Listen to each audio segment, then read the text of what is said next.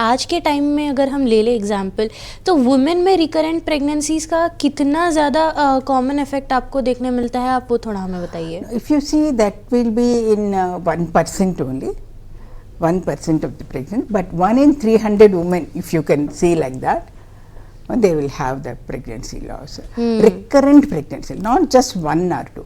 You call a recurrent pregnancy loss when it is more than 3 miscarriages. एक miscarriage हुआ तो आप बोल नहीं सकते ये recurrent pregnancy loss. Some countries, they say that it's 2 miscarriages, we have to start evaluating, start test करना, वो करना, ये करना, but actually अपने पास तो 3 miscarriages के बाद ही पूरा का पूरा टेस्ट करते हैं. बट ऐसा भी बोल नहीं सकते. सपोज एक कपल आते मेरे पास एंड बोलते एक मिसकैरेज हुआ, बट मुझे मालूम होना है क्या है, ये डिफेक्ट किधर है, वजह क्या है, बोले तो ज़रूर हम करेंगे, पूरा इवेल्युएट करेंगे, बट इन जनरल 3 और मिनिमम 2 मिसकैरेजेस के बाद ही इवेल्युएशन करना. 1 मिसकैरेज का सिग्निफिकेंस उतना नहीं है.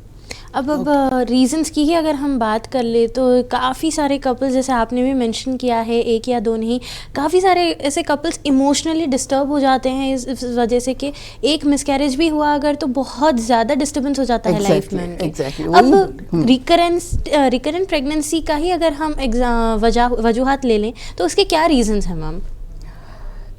फर्स्ट थिंग, व्हेनेवर ए लेडी आके ऐसा बोलते हैं मेरे को 2 मिसकैरेजेस हो गया, कैसा करना, क्या करना है, first you have to take पूरा हिस्ट्री. बोले तो कैसा हुआ है वो मिसकैरेज, कौन सा महीने में हुआ, क्या सिम्टम्स थे, पूरे के पूरा डिटेल्ड हिस्ट्री लेना.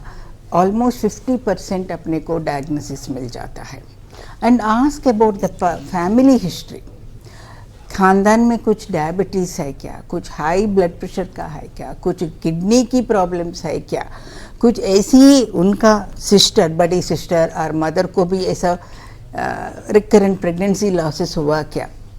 तो इसमें क्या होता, कभी कभी जेनेटिक कंडीशंस में भी ये चीज़ हो सकता है. So you start with a good history and complete examination करना है.